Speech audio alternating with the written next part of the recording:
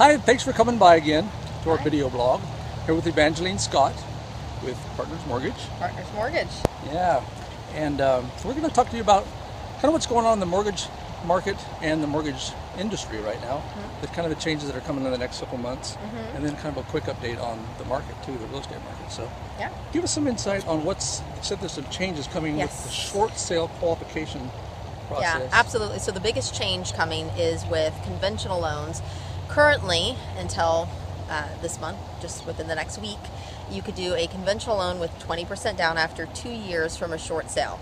And the guidelines are changing to where it's going to be a 4-year requirement now. So unfortunately for a lot of people, it's going to take them to where if somebody was comfortable with a payment at that 20% down and they now have to do an FHA loan with mortgage insurance, then they're either going to have to be forced to buy less of a house or be comfortable with more of a payment.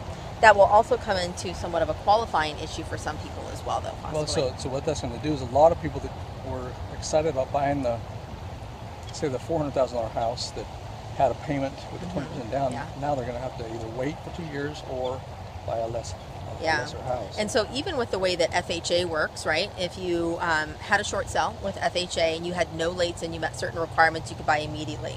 Then there's the 1-year program, which they call the back to work program, or the, some people call it a fresh start.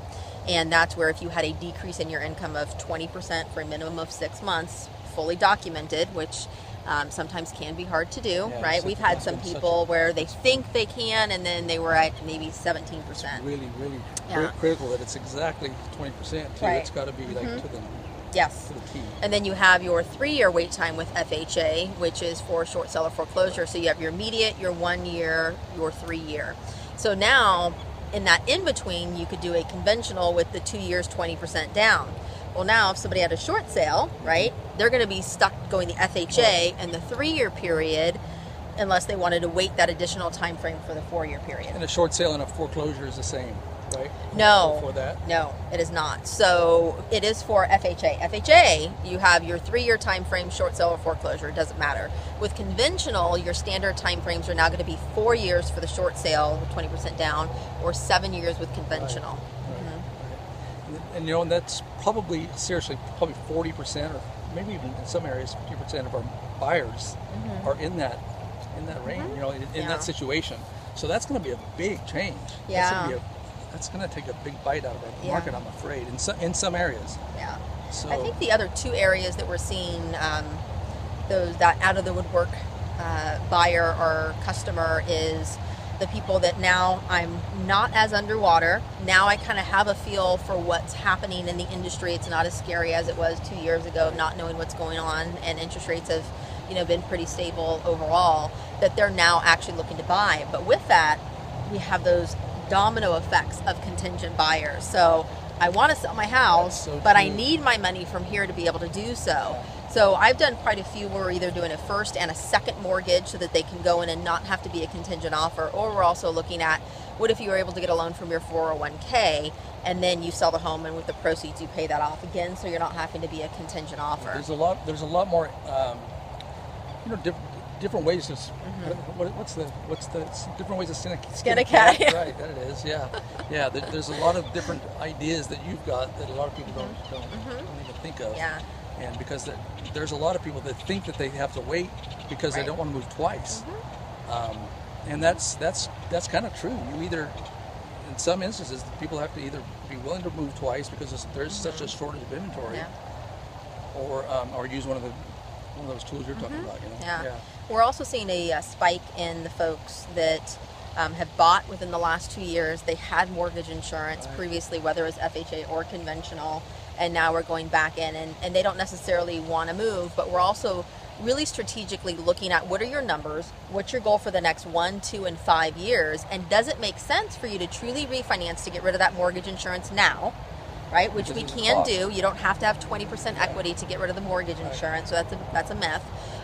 Or let's strategically look at it and say, if you had planned in the next 2 years to move anyways, rates are still lower, values are still lower, does it make sense for you to go ahead and take that leap now to make sure that you reach those long-term goals instead of waiting a couple years and then interest rates spiked having up. the risk or, of having absolutely. Because now you could at least see what that extra bedroom, with that extra square footage of that better neighborhood is going to cost you in payment. Yes. But in 2 years, I mean, you can't look out 2 years and nail that like you can right now. And so you can absolutely call me and we can look over that strategic plan for you. And the way this market is playing out is, it's almost like no news is good news.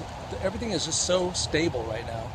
The great houses in great locations that are in great condition are selling fast.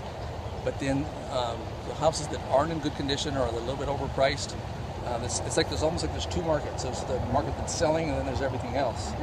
And which is just like any other real estate market, but it's just really compounded now, and it's more dramatic. The change and the difference, I guess, is because there's just less homes to choose from. But that's where you come into play, right? Right, Forth? that's exactly so right. no different than me on the financial side offering up that strategic plan and review for you. With Forth together. And that other that Right. he's talking about are those people that are testing the market. It's what I've seen, Yes, right? yeah. They're going and going, well, if I could get this for my house, then I would sell it.